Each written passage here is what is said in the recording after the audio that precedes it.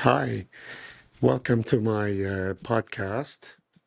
And I'm very excited. This is my first episode. And as promised, I will be focusing on a topic that's really important to me, and that's going to go on for a while, which is the United States Congress and the lack of results coming from Congress. And I wanted to share with you kind of my perspective and opinion on the order of importance in the United States government. And I feel like Congress is pretty much the most dangerous piece of the United States government simply because they fly under the radar. So Congress has hundreds of people in it, and they come from different districts all over the United States, and they hide very easily. It's a small population that gets to vote for them at a state level. So not much attention is given to them in the media, but they're very important as far as getting things done for the American people. So I wanted to share with you a story that happened to me while I was in the military, just to kind of briefly show you how Congress does not really put America first. They put everything else first, certainly their own personal benefit over country and the citizens they are responsible for, you know, for them to represent them in Congress and kind of advance their cause and provide them with the level of service that they need. So years ago, when I was in the military, there was an issue. Some of you may have heard about this with bonuses paid to service members, about 20,000 service members, and they all received bonuses to kind of re-enlist or continue serving in the military. Usually it runs from 3 to 5 years commitment that the service member has to do. So I was one of those 20,000 people.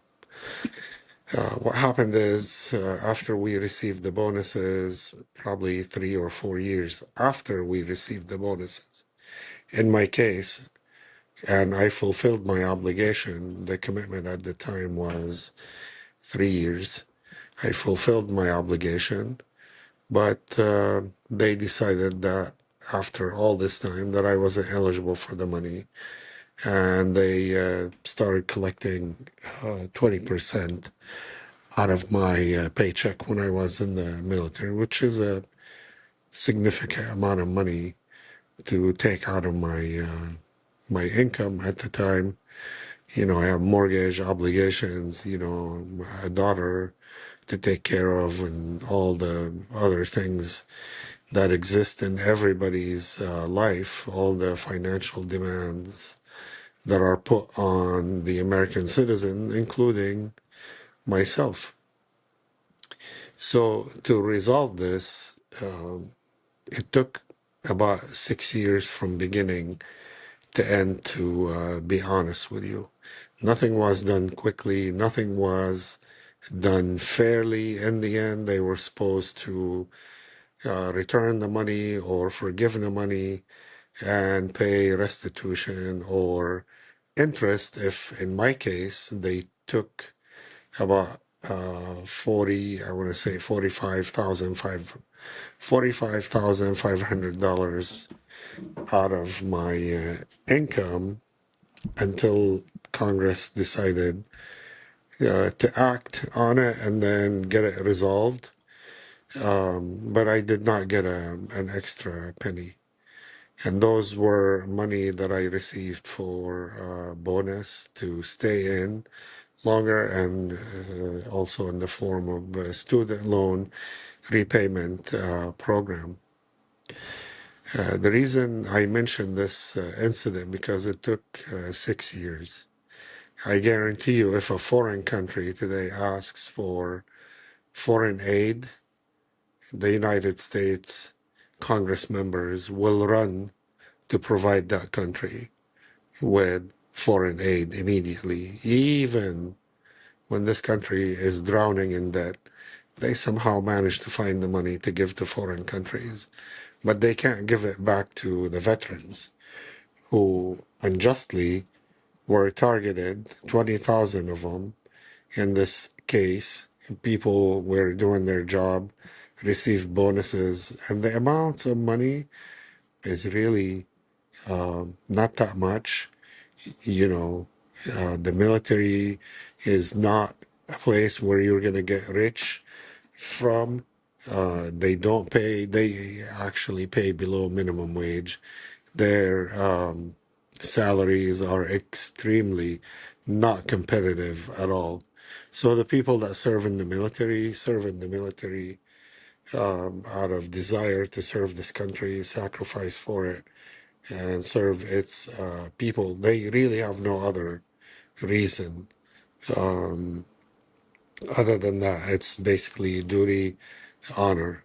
Now, I'm not saying that all veterans are, great people and honest people. The veteran community is like every community. They have a small percentage of dishonest people, but the majority of them do the right thing for the right reason, because their mind and heart is in it. And I want to remind you that when somebody joins the military, basically they hit a pause on their life, uh, their life at home with their families, with their friends. They put a pause on all that and they go basically deploy to foreign lands for however many years, whether it's 4 years, 8 years, 12 years. They're constantly going, they're constantly disconnected from this society, especially the members of the reserve components and the National Guard. These are embedded in the communities, then they get taken out of their communities. In that case, in my case, I was taken away from my job and my friends and my family and everything that was around me, and I had to go deploy basically to Iraq and many other places. So I hit pause on my life, on my career, on furthering my education, everything, basically, even the basic needs of life. I hit pause on that. It stopped until basically I came back after I was done with all my missions. So whatever money they paid me or pay people in the military, it's really a small amount of money. It's not even worth anything. It's not even worth talking about it, because if the 20,000 veterans that received bonuses and then they decided, oh, we were not eligible, what was the amount? $2 million, $4 million, $5 million, $10 million. Okay, I'm exaggerating the numbers now. That is not a significant amount of money for the United States government when they waste money on foreign aid and other things. The Treasury is being robbed every day by Congress, okay? And that amount of money does not really impact the budget. It's not even a drop in a bucket. It's nothing. But for the veterans, it took 6 years to get it resolved. Why? Because the priority is not veterans. The priorities for Congress is not the American citizen. The priorities for Congress, unfortunately, is not even America. Okay? And I have many examples of that. And I will be sharing those examples in each episode. Congress members that fail to do their job, fail to monitor this and take care of the veterans, I mean, how shameful is that? And how can you even go campaign and you say, oh, we care about veterans, veterans are a priority, and it's all bogus. It's all bogus. Veterans are basically the most vulnerable uh, people in this American society, okay? Because they go, then they have to come back and integrate in the society and find jobs, and nobody wants them. Nobody wants them because, oh, they come back injured or with PTSD or problems or this or that. Nobody wants them. Nobody wants to hire them. Nobody wants to be friends with them because, oh, they complain or have too many problems. Oh, it's too inconvenient. Isn't it, America? It's too inconvenient to take care of veterans. It's too inconvenient for a business owner to hire a veteran that went and sacrificed for them. And Congress is even worse. They don't really pay attention to veterans. They don't do anything that is meaningful to help veterans out when they come back or give them the benefits. You know, when you apply for benefits with the VA, it's almost like applying for a handout. When we earn those benefits and we were given those benefits, we were promised those benefits when we joined, you know, any of the military branches.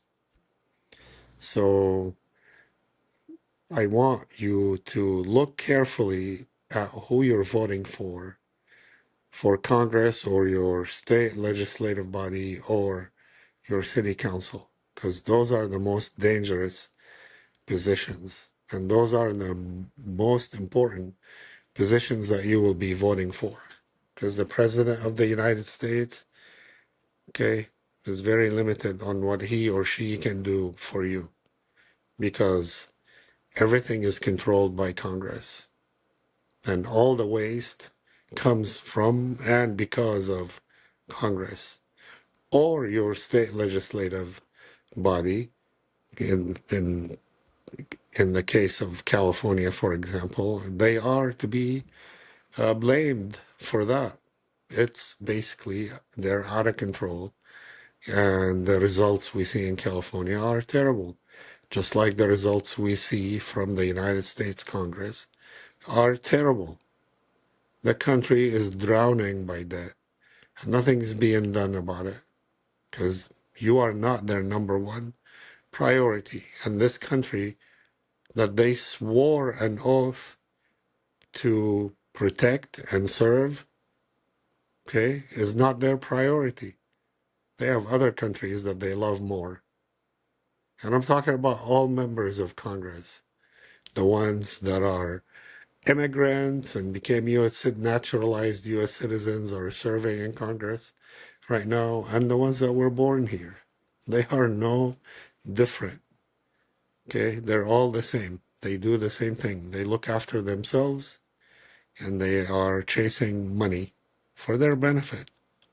So I wanted to share that example of what happened with the military to show you, because there is a push now for America First, and people are tired of this, and people, you know, are tired of no one is paying attention to them. So I wanted to make sure people understand, okay, what happened to me can happen to you, can happen to any American citizen.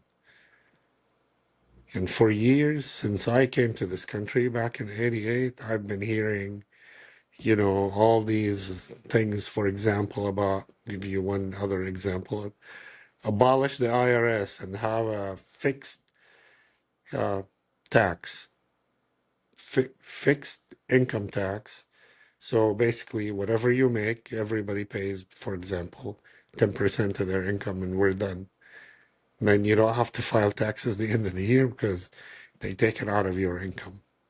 If you're an employee, if you're a business or a business owner, then there is a different process for that.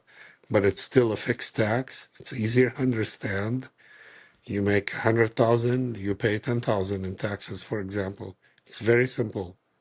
You don't need to go hire some code reader to figure out what your taxes should be and how much you should pay. And you file taxes every year and you still don't understand it. And that hasn't been done. And I came to this country in 1988, and we just turned into 2026. How sad is that? So, anyway, I wanted to share this story with you. Then I have other stories I'll be sharing as we go. So, stay tuned for the next one.